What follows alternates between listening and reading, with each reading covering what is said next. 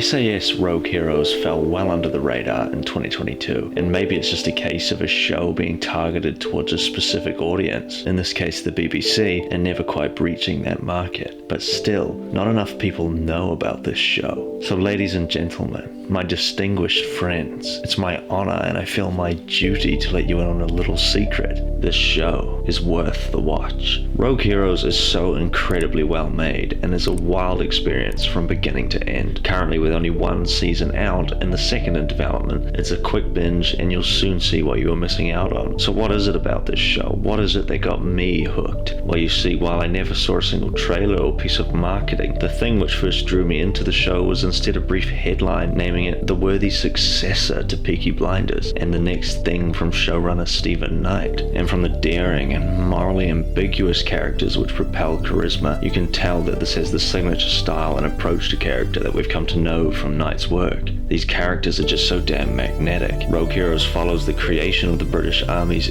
SAS Special Forces unit in World War II, essentially the real-life Suicide Squad, and is based on the events described in Ben McIntyre's book of the same name. The show's tone feels like the earliest seasons of Peaky Blinders, mixed with the boisterous banter, fun, and pace of a Guy Ritchie flick. It's also one of the most expensive shows ever produced for British television, and oh, it shows. While it's relatively short on episodes, this seemingly enabled the show's budget to flourish and have high production standards all around, with none of that dreaded filler we've come to know all too often. Rogue Heroes may not be all non-stop action, but when it's used well. So damn well. There's a number of high-intensity set pieces here which disrupt the quieter moments with pure violence and mayhem, but still, as the show states, while the events you're about to see may be unbelievable, they're still mostly true. Mostly. Throughout much of the action, there's a sense of competition and camaraderie amongst the men, which lets the show's personality shine through during otherwise more intense scenarios. It also puts you into the minds of the soldiers living it. These are experienced men who've grown accustomed to war. It's become their life and they no longer fear it. It's become little more than a game. But amongst everything else, the crown jewel and most memorable piece of Rogue Heroes is its work with character. And again, similar to Peaky Blinders, the main trio feel compelling and instantly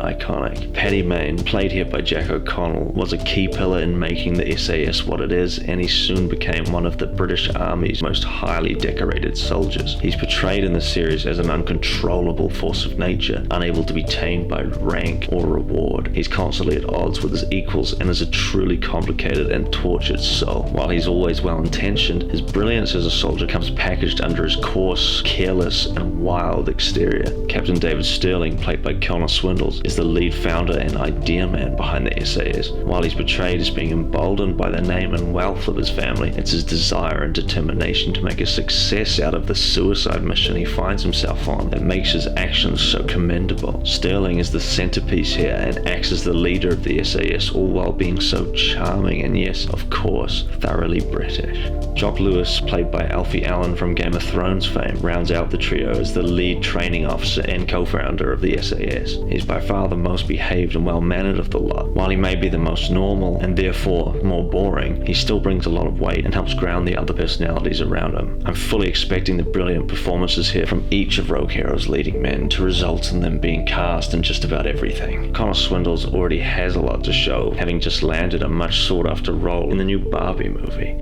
Good for him.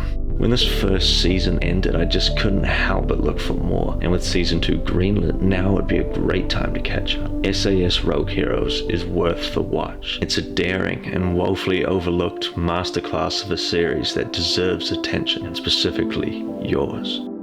So until next time, hello to all the new faces. We're glad to have you as part of our channel. If you'd like more content, check out our video on why you should also watch Black Sails, another hidden masterpiece. Again, apologies for the long breaking videos, have been a little busy, and also you're welcome for the recommendation.